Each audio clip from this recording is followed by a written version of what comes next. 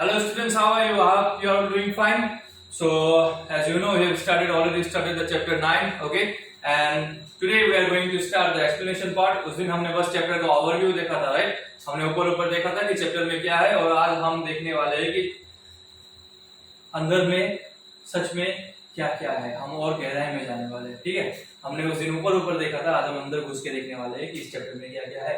So that day we have written the important points about the chapter. So today we are going to cover all these points as you can see in the whiteboard. So we are going to cover force, effect of force, balanced force, unbalanced force, and law of motion, which was stated by Galileo Galilei. हमने Newton के law के बारे में तो सुना है, we know about Newton's law of motion, right? उस दिन हमने क्लास में डिस्कस किया था, ओवरव्यू जब हमने किया था पहले क्लास में, ठीक है? The first class we have done, उसमें हमने बात किया था. So today we will be seeing the law of motion which is stated by Galileo Galilei. Okay, so let's start the explanation part. And one more thing, I'm not going to follow the textbook. Okay, I'm not going to go line by line from the textbook. मैं textbook से नहीं देख के पढ़ाने वाला, क्योंकि उसमें बहुत वक्त लग जाएगा, ठीक है? And we have to complete a very vast syllabus in a short period of time. So and a notice has come, I think, that from 1st of October your offline classes are going to help. तो let's hope कि वो सच हो और तुम्हारा class चालू हो जाए, क्योंकि it will be better if we can continue these classes in the classroom itself. Okay, so let's start. So before moving on into the chapter, the explanation part, as you can see, the name of the chapter is force and laws of motion, right? So this chapter consists of two parts. First one is force and law of motion. So in chapter 8 we have learned that for motion to occur, ठीक है, कुछ भी चीज को motion में आने के लिए, चलने के लिए, ठीक है, क्या जरूरी होता है? Force. If we push something, okay, if we push something, then the object, it comes into motion. So force and motion, they are correlated with each other. कि force होगा तभी motion में हो. If there is force provided by the object, then there is motion. Okay, so force. Now what is force? What is force? Anybody? Do you know what is force? So force is nothing but push or pull. धकेलना या फिर खींचना, कोई क्या कहता है? Force.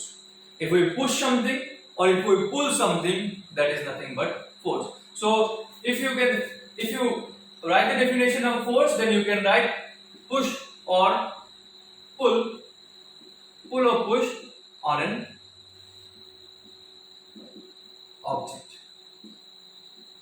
किसी भी object में पुल या पुश करना है, उसको ही फोर्स कहते हैं. So how many types of force are there, what are the effect of force, that we are going to cover in today's class. So now let us see about what are the effect of force. Okay, कि जब भी हम force apply करते हैं किसी भी चीज में, whenever we apply force, what are the changes और what are the effects that we can see. So have you ever played football और cricket? You have played, right? I think you have played.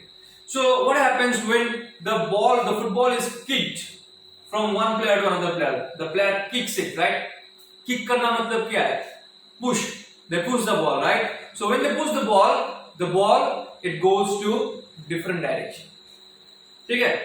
Balloon. जब भी हम एक balloon को पकड़ते हैं ना ऐसे करके, whenever we press the balloon, what happens? The shape of the balloon changes, right? और कभी भी अगर कोई भी चीज हमारी तरफ आ रहा है तो हम उसको पकड़ते हैं, है ना? फिर उसको दूसरी तरफ फेंकते हैं. ये क्या है? Change in direction. ये क्या है? Change in direction. So as you can see in the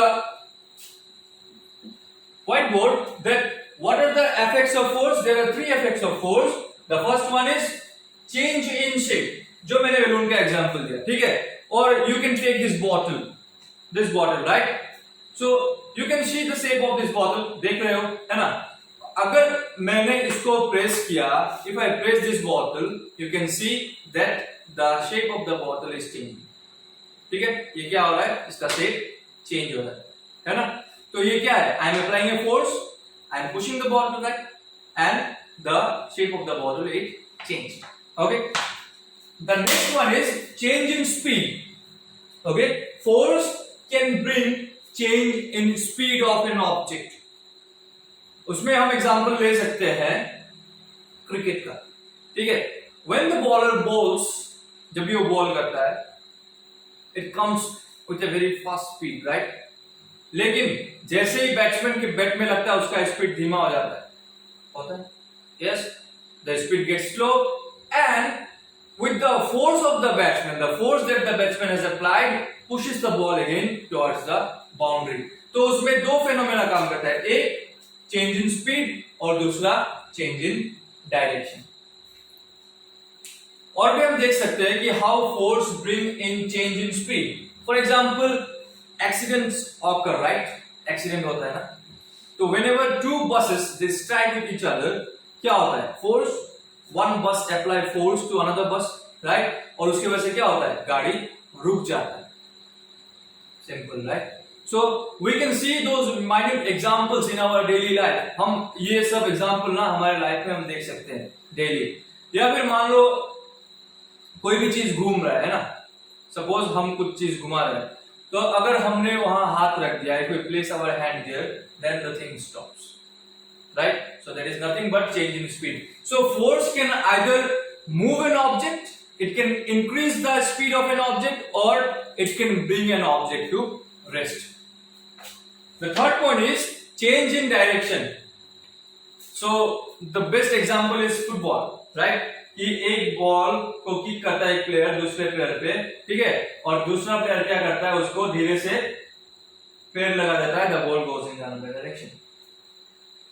this happens, right, इधर से बॉल पास होकर इधर आता है, फिर वो दूसरा प्लेयर अपना पैर थोड़ा सा लगा देगा, वो कुछ फोर्स अप्लाई करेगा और बॉल का direction change. So this is how force brings in change in shape, change in speed and change in direction. Okay, so now force are of two types. दो तरीके का फोर्स होता है, ठीक है, हमने क्लास 8 में पढ़ा था, दो तरीके का force, contact force, non contact force, वो नहीं। There are two types of force, okay, and the two types are balanced force and unbalanced force. Now what is a balanced force, what is unbalanced force, we are going to explain now. So balance, नाम से पता लगता है ना, balance means what, equal, ठीक है। हम सब्जी खरीदने जाते हैं, 1 किलो कुछ भी हमने खरीदा, 1 किलो का वो वेट होता है, उसमें रखता है पल्ले में, द वेइंग स्केल, ठीक है। अगर किलो का जो वेट है वो अगर नीचे जाता है तो सब्जी वाला और सब्जी डालता है, और अगर सब्जी वाला ज्यादा नीचे जाता है तो उधर से वो सब्जी निकाल देता है, क्यों, बैलेंस करने के लिए। सो दैट बैलेंस फोर्स, देखा ना, बैलेंस में क्या होता है, दोनों सेम प्लेस में रहते हैं ना। So that is balance means equal, 1 kg equal to 1 kg, it becomes balance. Okay, so force के केस में बैलेंस फोर्स मतलब क्या है। So if there is a wooden block, if you take a wooden block, हमने एक would का block लिया, ठीक है, एक बड़ा सा काठ का हमने एक टुकड़ा लिया, जिसको नॉर्मली हम धक्का दे सकते हैं, ठीक है, which we can push or pull, right? तो हम इधर 5 न्यूटन का क्या लगा देंगे, force, will apply a force of 5 Newton, okay? And we will again apply a force of 5 Newton from this side. Clear? आया, एक तरफ से हमने 5 न्यूटन का फोर्स लगाया और इधर से भी हमने क्या किया, 5 न्यूटन का फोर्स लगाया। What is Newton? Newton is the SI unit of force. We have already learned that. We already know it, right? उसमें और एक्सप्लेनेशन करने का कुछ है नहीं, because न्यूटन मतलब क्या, फोर्स का SI unit, it is known as Newton. So if we provide 5 Newton force from this side and 5 Newton of force from this side, will this object move? ये move करेगा? नहीं करेगा। Why? Because equal amount of force is coming from the opposite direction. Equal amount of force, दोनों ही 5-5 है, और किधर से आ रहा है, from the opposite direction. They are both coming from the opposite direction. तो इसमें क्या होगा, the object will not move, okay, the object will not move, इसलिए इसको कहते हैं हम बैलेंस फोर्स, जिसमें ऑब्जेक्ट की स्पीड में या फिर ऑब्जेक्ट के स्टेट में कोई भी चेंज नहीं आता है, okay, it remains where it is, right. But remember one thing, balance force can change the shape of an object, वो ऑब्जेक्ट के शेप को चेंज कर सकता है। मान लो एक बैलून है, हमने दोनों तरफ से उसको धक्का देना चालू कर दिया, वो फट जाएगा, it will burst, right? It means there is a change in the shape of the balloon, right? Now let us take the unbalance force. Unbalance मतलब अनइक्वल, जो बैलेंस है ही नहीं, जो लड़ता रहता है। Okay, so if you provide 5 Newton of force, sorry 15 Newton of force from the left side and 5 Newton of force from the right side, what will happen? इधर ज्यादा है, इधर कम है। If you provide 15 Newton of force from the left hand side and 5 Newton of force from the right hand side, what will happen? Will the object move? Will the object move? Yes, the object will move. Why? Because this force is greater than this force. ठीक है, इधर से अगर हम धक्का करेंगे तो क्या होगा, ये ऑब्जेक्ट इस तरफ चला जाएगा। Okay, it will move towards the direction of the force of the motion. Clear? आया समझ में? So unbalanced force is actually responsible for the motion of any object. अगर कोई भी ऑब्जेक्ट फोर्स लगाने से वो मूव होता है, इसका मतलब क्या है? अनबैलेंस फोर्स लगा रहे हैं। ठीक है, so how can we define balance force and unbalance force? It is simple. So whenever forces are applied and the sum of the two forces becomes zero, then that force is known as balanced force, and the forces whose sum is not equal to zero, कि जिसमें zero नहीं होता है, उसी को कहते हैं क्या? unbalanced force. Okay, unbalanced force can be positive or negative. अब ये पॉजिटिव नेगेटिव का लफड़ा क्या है फिर? ये क्या है? We know that unbalanced force will not be zero. Zero मतलब क्या? नेट फोर्स जीरो मतलब क्या? दोनों साइड से इक्वल फोर्स आ रहा है ना। अभी ये जीरो कैसे हुआ? So if you take this wooden block और इधर से 5 न्यूटन का, इधर से 5 न्यूटन का अगर हम फोर्स देखते हैं, ठीक है? So if we see from this side, if we see from the left hand side, then the right hand side is in the opposite direction, right? तो अगर हम इसको पॉजिटिव लेते हैं तो ये क्या हो जाएगा? ऑपोजिट होते ही negative. So 5 plus minus 5 is equal to 0, balance force, where the net force is equal to 0। अभी अनबैलेंस फोर्स में क्या होता है?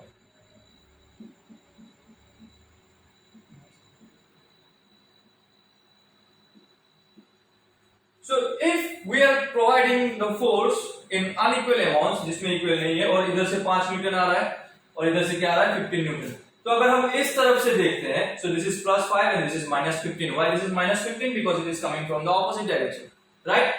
तो इसमें अगर हम the net force देखेंगे कि net force कितना है, ठीक है?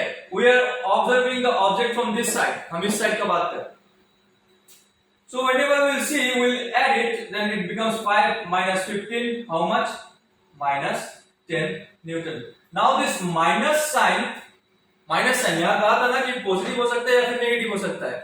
Now this minus sign, it indicates that the object is moving in the opposite direction of the force. ठीक है, वो उल्टे तरफ आ रहा है। अगर हम इधर से देखते तो ये ऑपोजिट हुआ, ठीक है? तो कितना फोर्स ज्यादा है इधर? 10 न्यूटन फोर्स ज्यादा है, इसीलिए वो ऑब्जेक्ट इस तरफ मूव करेगी। और अगर इधर 15 कर दिया और इधर 5 कर दिया तो ये क्या होगा? ये प्लस 15, ये minus 15, the force will become, sorry this is plus 15 and this becomes minus 5, तो फोर्स हो जाएगा कितना? Plus 10 Newton. So very easy concept. It is balance force, unbalanced force.